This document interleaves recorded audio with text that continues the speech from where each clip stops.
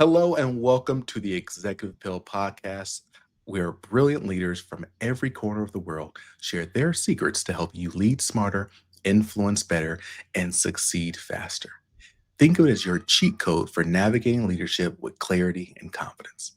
I am your host, Alex D. Tremble, CEO of GPS Leadership Solutions, and over the past decade, I've had the privilege of helping executives at Fortune 500 companies, government agencies, and large and small organizations alike navigate leadership, influence, and culture challenges. This podcast is your shortcut to learning what works from the best of the best. And I promise you this, what you're about to hear today isn't theory, it's proven strategy that you can use today. And before we jump in, here's a tiny request with a massive ripple effect. Please hit that like button. Why? Well, because we live in the attention economy. Your click is the fuel that powers these life changing ideas to reach more and more people every day. And you're not just liking, you're literally leading a movement. That's pretty powerful stuff, right? Again, we are now a top 10% podcast in the world. And it didn't happen by accident. It happened by your dedication and your willingness to click the like button and share. Thank you. Now let's make today extraordinary together. Today we have with us the amazing, the immaculate, the always hilarious Miss Angel Baltimore.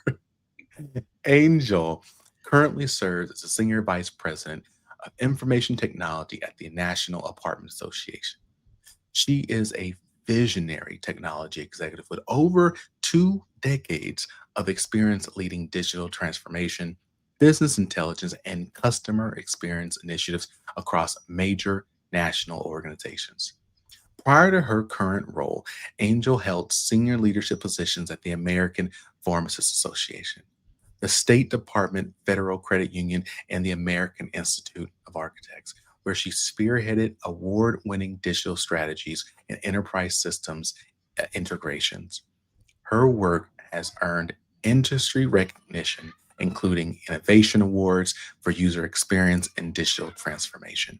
With no further ado, how are you doing, my good friend? I'm doing great, Alex. Thank you so much for the wonderful introduction. I really, really, really do feel innovative now. Uh, so hopefully this interview really lives up to the hype of the intro.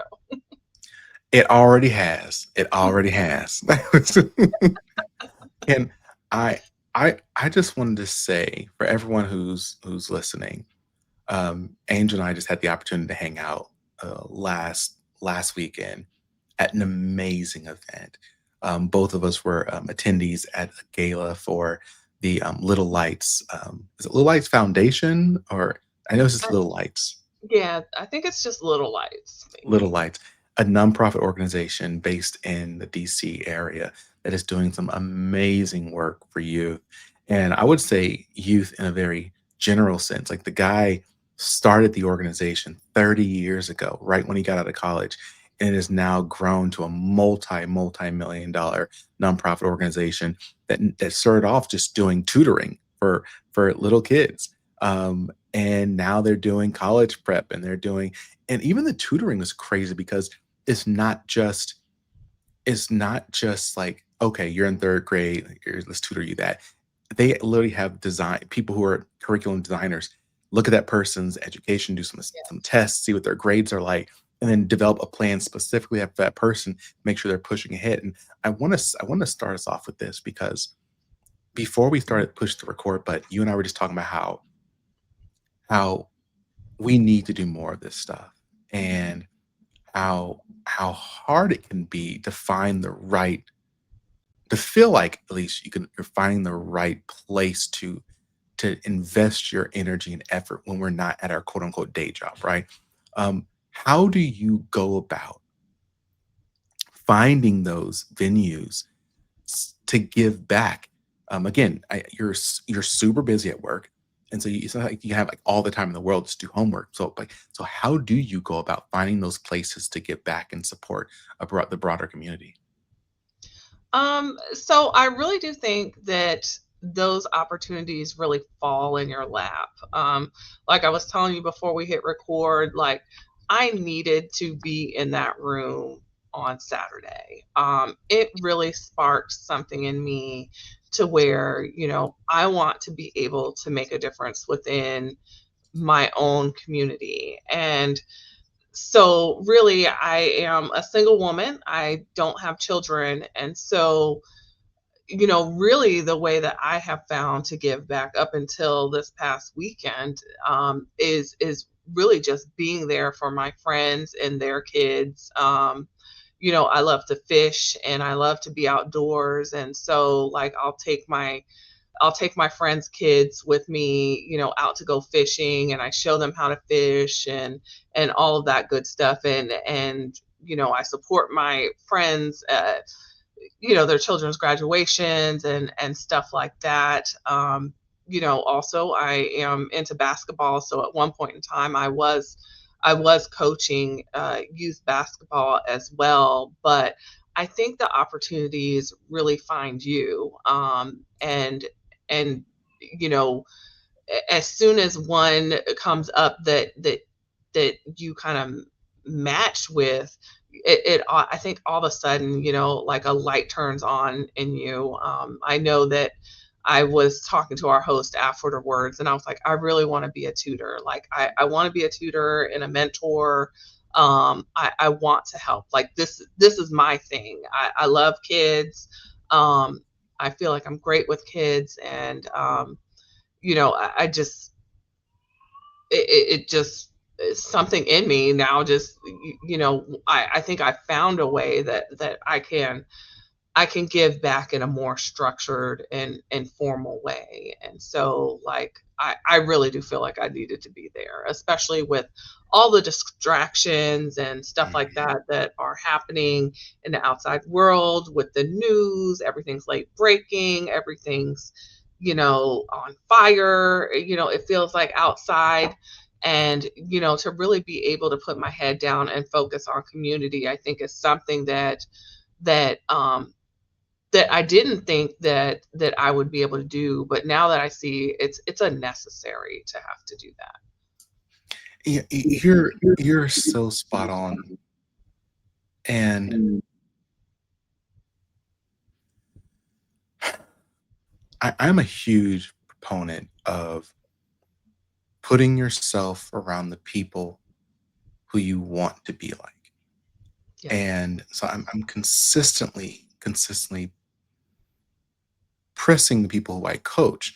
It's like if you want to be a COO, like go to places where massive COOs are. You're gonna meet those amazing people, and they're gonna teach you so much just by literally you being around them. You'll learn, and like there's just so much value in being around people who are doing things on that next level if you're interested in that stuff. And so another thing I took from this was even for myself, I like to make sure I'm always around leaders who are doing just amazing stuff because again, I learn, I get inspired by them to take on bigger challenges and try new things and so on and so forth. And I was telling my wife how, man, I hadn't thought about this, but also being around people who give at a different level is also inspiring. Like, Yes. being in that room and seeing some of them people, making them, the auction and, like, how people were just giving, and I was like, I wanna Yeah. do that. Hold up, I can do that too. I can support an initiative this level. Let me and literally I came home and I was, like, working on my business plan, like, "Okay, well, look, if the business is gonna do this type of support for this type of organization, then we need to bring in this much revenue." I start my brain just started going off because I, again, I was exposed to what was possible, and that's so not only just from a leadership perspective, but from a giving and supporting either other people's perspective. We need to put ourselves around people who are giving, you know? Yeah. Yes. Absolutely. And giving freely without expecting anything in return. And uh, yes, putting yourself in the rooms with people whom you want to be like is that to me, that is just super spot on. If you want to be a giver, spend time around givers so that you can learn how to give. Um, because, over time, I think I've had to learn how to give. Um, Not one lesson that I learned really quickly is, giving to homeless people. I would go in and order something from the menu and bring somebody out a meal, and they're like, "Well, I don't like that. I don't eat that." And so, it was very wrong and arrogant of me to think that they just want food. Um, if you're gonna give, you have to ask what people want and what they need, and and not make assumptions. Uh, while you're giving, to think, oh, well, they'll just be happy with X. No, they're people too. Can I just tell you, like, I love that you bring up that example. So in my book, Relationships at Work, I think it's in the last few chapters, I talk about this actually. My wife and I do a lot of giving. Um, and we, again, after this, I'm like, okay, we can do more. But we do a lot of giving. And one story, this guy, I think his name is Steve. He's a guy who's houseless, unhoused out where we live. And I remember sometimes we just stop and talk to people, because sometimes they just want to talk to someone. And so we're talking to this guy, and he was like, "Yeah, it's kind of rough out here sometimes," because he's like, "I'm sitting out here." He's sitting in front of this Target building, and there's a Wendy's right across from where he is, and a car pulled up, and they offered him some food. They tried to give him some food, and he was Mhm, like, "Oh, I can't eat this." And you should have seen like their faces, like, "Why are you turning down my food?" And the kid went back in the car. The parent like just kind of looked at like and just drove off. And he was like, "Yeah," he's like, "Alex, this happens all the time." He's like, "I wish they would have asked me. I'm a diabetic. I can't eat those types of foods. Like people will come and give me Gatorade. I'm like, I can't drink that. I'll die." And mhm. so it's again underscores. And again, I was literally teaching this a workshop I was doing for one of my clients a couple weeks ago. When we want to when we want to give something to people, we tend to give people things that we would appreciate, that we would like, and that we value. But the Yes. person, it's not the person giving who decides what's valuable. It's the person receiving. Instead of guessing that you go, oh, I think I know what they'll find valuable. As Angela said, like, or Angel, you just said, ask, like, Mm, what do you want? How can I be of service? And if you can do it, then do it. If you can't, then hey, here's the parameters I'm working with. but but man, asking is so powerful, and I think we don't do it enough. agree, agree. I think, and if we're going to tie this into to leadership, a big part of leadership is asking, and not just giving off the cuff. Because everyone from a leadership perspective, when you're in management, is different. And I always think of leadership, either through giving or whatever method, is an art. It's not a science. um, it's not black and white, and there's a lot of gray in leadership. And so, I think good leaders are able to adapt, and good leaders' ears are always open to, like, those lessons of how to give, and what to listen to, and what to listen for. And it just makes you a better person. Giving is good, but giving with intention, and giving so that people get exactly what it is that they need and what they're looking for. I think that's where the warm and fuzzies come in, with giving. Not just saying, here, take this sandwich. You're probably hungry, but it's, what kind of sandwich would you like? Do you want to come in and sit with me while I eat this sandwich? Tell me a little bit about your story, those kinds of things. Mhm. You know, man, I again, I agree with you so much. And Now I'm gonna take, as I normally do, I'm gonna take this conversation in the direction that some people are gonna be like, ah, stop, pause, off. Um, I just as I 100, I would say 110, but I don't believe in that. 100% agree with you in the importance of giving. I also 100% believe in the importance of receiving. And more often than not, and this, again, I know there's bad leaders out there and horrible people and so on and so forth. There's just, that's the reality. But more often or not, I end up working with leaders who give so much to their teams, to their peers, to their supervisor, to their spouses, to everyone, and they're not receiving anything back. And that leads to burnout, leads to resentment, leads to all these different things. And I always tell people again, I do believe that all healthy relationships are transactional in nature. And when I say that, what I'm saying is that um, I think if one person is the only person giving and the other person's only receiving, then that person who's receiving is just using the other person. Um, And if it's the other way around, you're just being used and you're probably gonna be resentful at some point. I do think that even for my wife and I, we have a wonderful relationship. But you know what? It's because I give things of value to her and she gives things of value to me. And someone always says, what about your kids? Kids don't give you anything. But I'll say, no, I give my son a lot, absolutely. And he gives me so much joy, so much happiness. He makes me laugh and cry and all those things.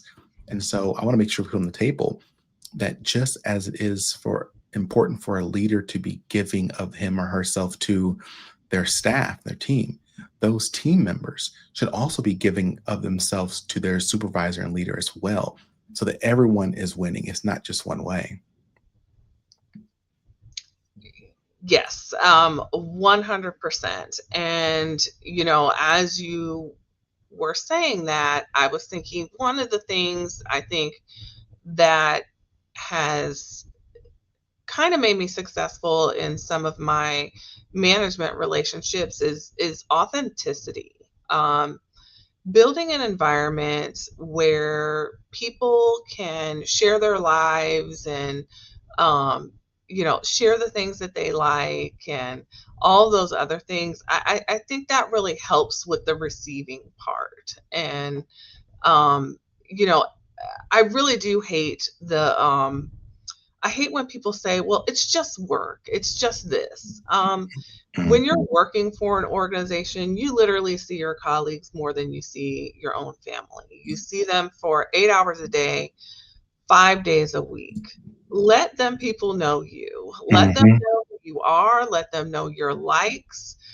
Share your pictures of your dogs, your pets, your kids. One of the things that I walked into this morning, and I'm using walk loosely, but my team and I, we have a team chat that just goes on and on and on. And this Monday morning, everyone was sharing what they did over the weekend. Somebody was sending pictures of a fish tank that they set up. Another person was sharing pictures of their hiking trip. And, building a team where people can share and be personable and be their authentic self, I think, that really helps with the receiving part because then it doesn't necessarily seem as transactional. If it doesn't always have to be like, oh, okay, we're in transaction mode now. Like they're giving me information on their weekend, um, but also like I'm receiving that they, enjoy the relationships that they have with their teammates and their peers. And plus I get to learn a little bit about them. So yeah, I think if there's one tool in from a leadership perspective in receiving, it's be authentic. Let people know who you are. I'd love to learn then a little more about you. Um, what is it about your past that shapes you and how you see the world?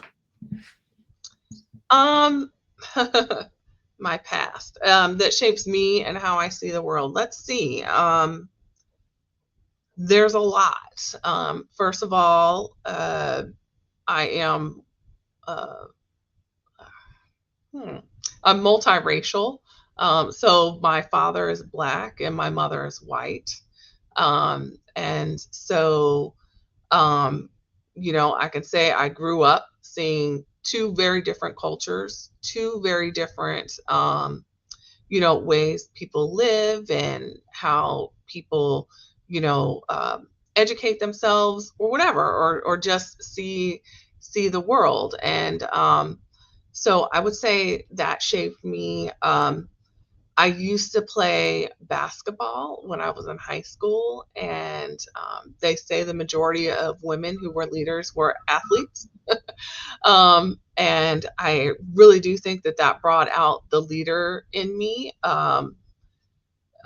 My parents, my parents were. I can't explain how supportive my parents have been throughout my life. My parents always told me I had a voice and to use it. My dad gave me a lot of the tips and tricks for how to work with people and manage people. And, I didn't know why he would be giving me those tips and tricks, but now I know that I'm in fields that women aren't typically in. I'm doing things that statistically, women don't do. And so, um, you know, my parents giving me my voice and supporting me being vocal about things, and, um, you know, not in raising someone who is unafraid to say the hard things. Um, I think a lot of all of that shaped me. Where I grew up, my high school, um, very diverse high school. I don't feel like we had cliques in high school. Everybody was friends. It was just a wonderful experience. And then I went to college, and that was my first time I've ever seen anybody wealthy. Like, I didn't know that there was wealth out there like that. So that was eye opening to me. So, you know, a, a lot a lot has influenced who I am, and especially where I'm at now. The my career, it's had its ups and downs. I'm not going to say it's been up the whole way. I have had some lessons along the way, but definitely some of my early upbringing had a lot to play into who I am. I love how much you talk about how your parents poured into you. And you said specifically your father shared with you so much this wisdom on like how to manage, work with people, and so on and so forth. And you talked about, allowing you to and encourage you to remember you have a voice and use your voice. And you talked about specifically saying the hard thing. Um, how do you go about saying the hard thing? Because many people find that to be very difficult to say the hard thing. Um, I practice in my head. So a lot of times when I'm saying the hard thing, I've thought about it for a couple minutes before I say it. Sometimes, you have the time to say the hard thing overnight, and so you can really replay it.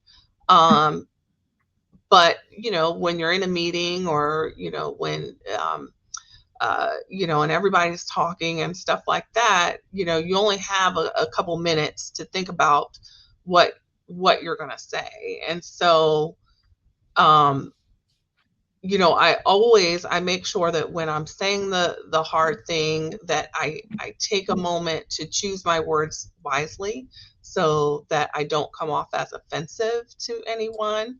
Um, I also I slow down to say those things, so that, I'm not just blurting out the first thing that comes to my mind. Um, and I really do try, when I'm saying the hard things, to sometimes take my emotions out of it, or not really include myself. I try to think about other people. when when I'm saying the hard thing. So I try not to make it about me. I try to make it about other people and what that hard thing has an influence on in other people, because as a leader, and I know we talked about receiving earlier, but as a leader, that's what I'm there to do. I'm there to lead. In essence, I'm paid to say the hard things. I'm paid to say the hard things diplomatically. Um, and I'm not doing those things for myself, because I'm trying to build the people who are going to take my place when I'm not here. And um so I always keep uh those people or my team in mind, when I'm having those tough discussions. I don't make it about myself. I, there are two things I want to really quickly underscore on what you said. The first um, is taking time. Like I can't tell you like how many people think they need to respond to everything in the moment, and you don't. As a leader, um, hopefully we learn our judgment enough to know, is this something I can get to next week? Is this something I can get to tomorrow? Is this something I can get to in 30 minutes? Maybe I only have a minute to actually, I need to address this now. But even now isn't now. Now can be you taking a breath Yes. and then responding. And just that pause alone gives you a moment to just think through, what do you actually want to say versus what emotional reaction may be coming out. And generally speaking, your emotional reaction is not the best reaction. Um, so Yes. there's that piece. And then there's the piece. Oh, well, I'll just say, and if you think a minute is not a lot of time, try doing planks. A minute can be very long. So Yes. giving yourself a pause can definitely be enough time sometimes. And then the second thing you talked about is you said not thinking about yourself when talking about the hard thing. And that's so powerful because another significant challenge that people have when having that conversation is fear. And there's a whole movie empire that was built around fear leading to the dark side, right? Like Mhm. when we are afraid of something, we will act in a particular way that generally can become destructive, whether we know it or not, and whether it's intentional or not. And so it's not about having a hard conversation out of fear. It's not because you can't be thinking about, oh, my job is online, or I'm going to be hurt, I'm going to look bad. All those things are going to cause you to be defensive and probably not say the best thing. Instead of saying, okay, what needs to be said to help this person or help this team or solve the situation because we want to help people and so on and so forth. It sounds like a small difference, but it's a huge difference. Um, can I ask you, what is the worst advice that you've ever received? um so the worst advice that I ever received was from someone that I considered to be a mentor, and someone who managed me at one time, and gave me a lot of freedom to build a lot of experience. And so this is someone that I really really looked up to. And I was going for this job, and I wanted to be, like a vice president or something like that. And this person was like, I don't understand why you're chasing a title, and why would you do that, and that you'd be much better if you did X. And you know I was just like, you know what? I thought about it for a minute, and I was like, why is this person being a hater towards me? And I was like, I don't believe this person would say that to me. And it was really bad advice, because you know what? I wanted to be a vice president. I wanted to be a senior vice president, and eventually I want to be, a CIO. And you know what? I don't care if you don't like that, or if that's not your path, but I definitely want it to be mine. I deserve those titles just like anyone else, and I'm gonna go get them. And so that was the worst thing. The worst advice that I was ever given, to not go for a title. Well, you know what? Everyone has a title. And you know what? I want one that really, exemplifies who I am when I come into an office building. And so, you know, if you want a title, don't let anyone. So, my advice to everyone listening to this podcast: if you want a title, go get that title, and don't accept anything less. Um, go for it because it's what you want and it's what's going to put a smile on your face. And don't let anybody tell you that you can't get I wanted a title. I wanted to be a husband, and there's things that come along with that. it. Mhm.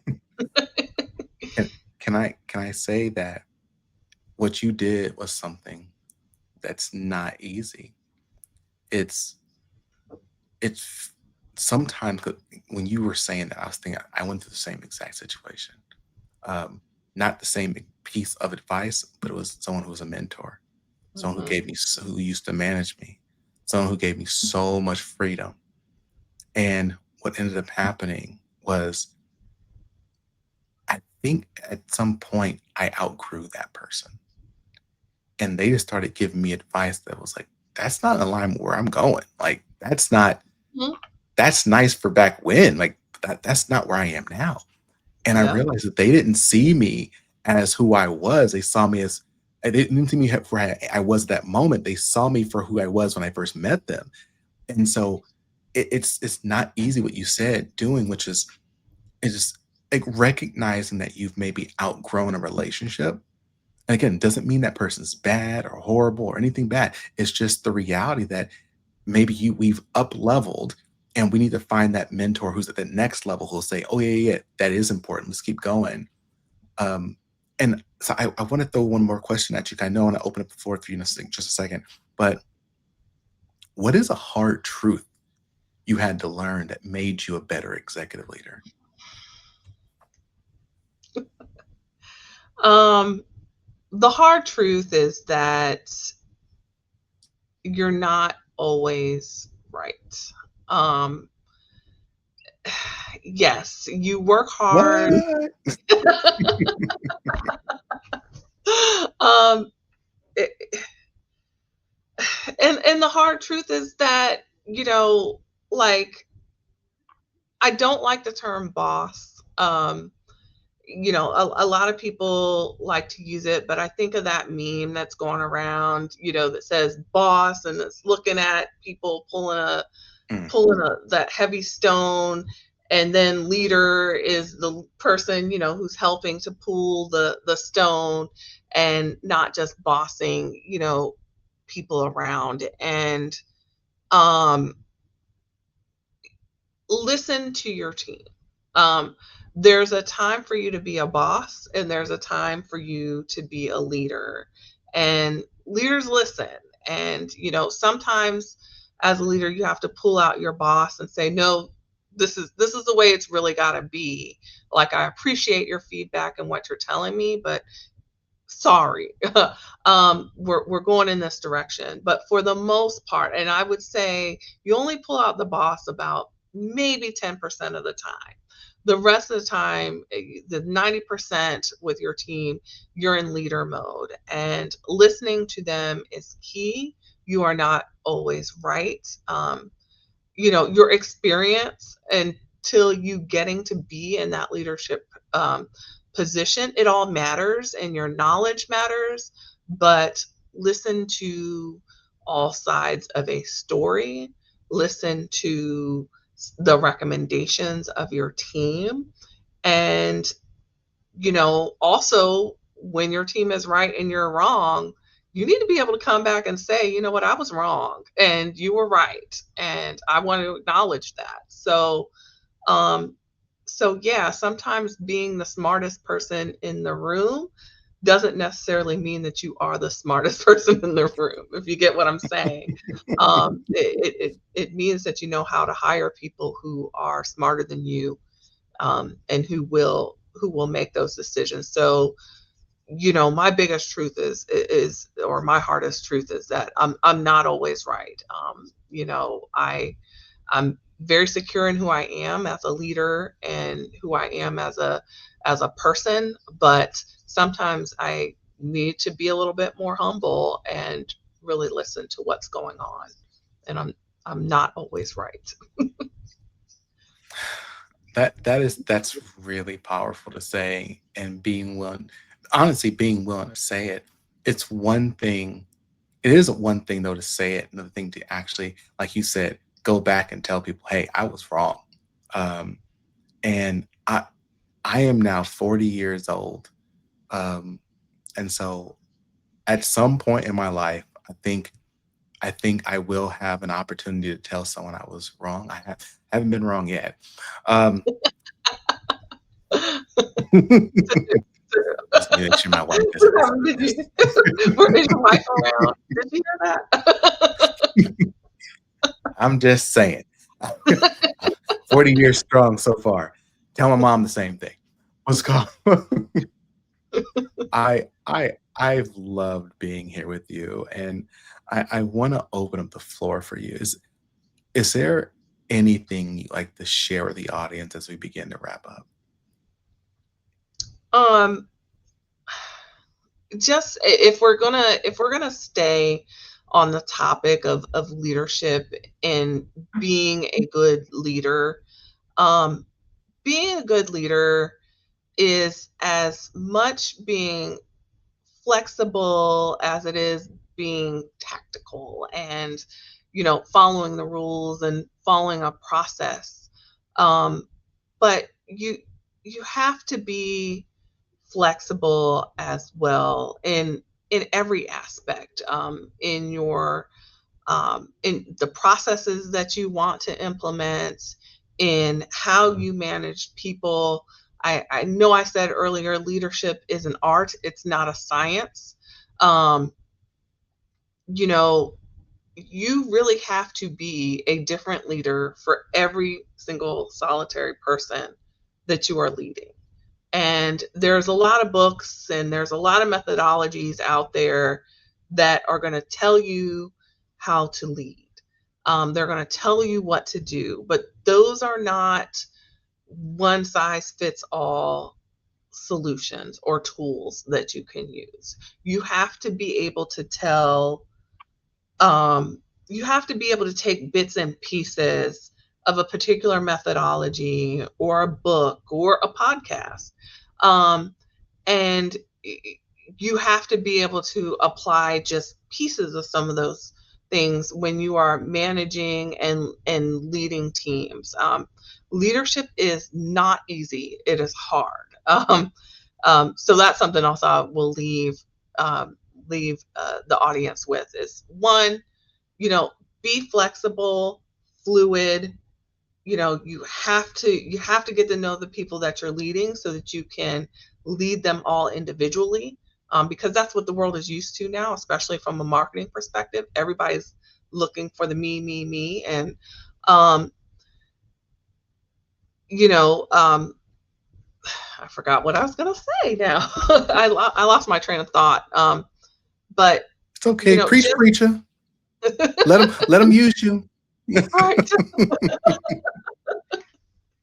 just you know, bring your authentic self to the table.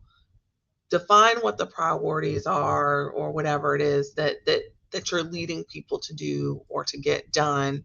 Um, give people the space. Be flexible.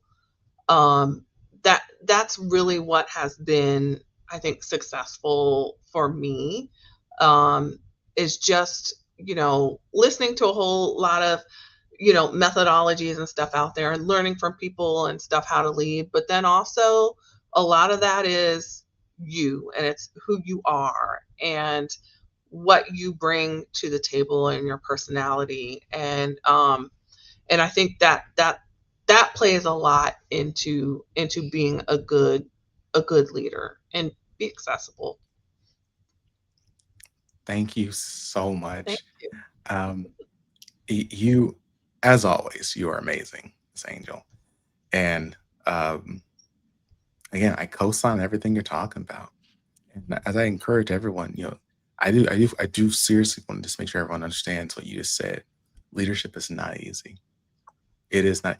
I promise you, there's so many memes and Instagram feeds, and LinkedIn feeds, and books about how amazingly beautiful leadership is and how you're honored and you should be just basking in the glory because you have the opportunity. And and it is not easy. And It so is I not encourage easy. I encourage you. So I wrote my most recent book, Leadership Sucks Sometimes. And I wrote that because, I think we do the only way to come up with a real solution for something is to acknowledge the reality. And if we acknowledge that, yes, it can suck at times, then we Yes. can come up with a solution for it. How do we push forward with our teams, make sure our teams are successful, but we're also not burning out. We're not feeling like we're taking advantage and so on and so forth.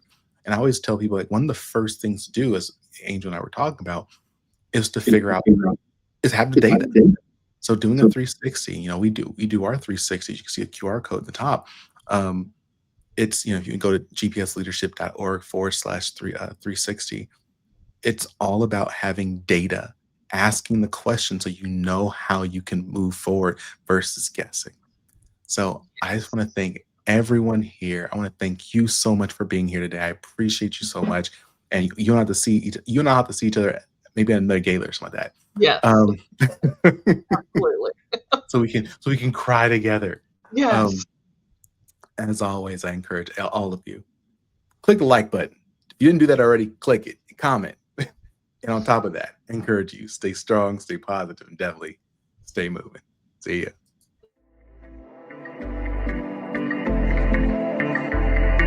Thanks for listening to The Executive Appeal with Alex Tremble.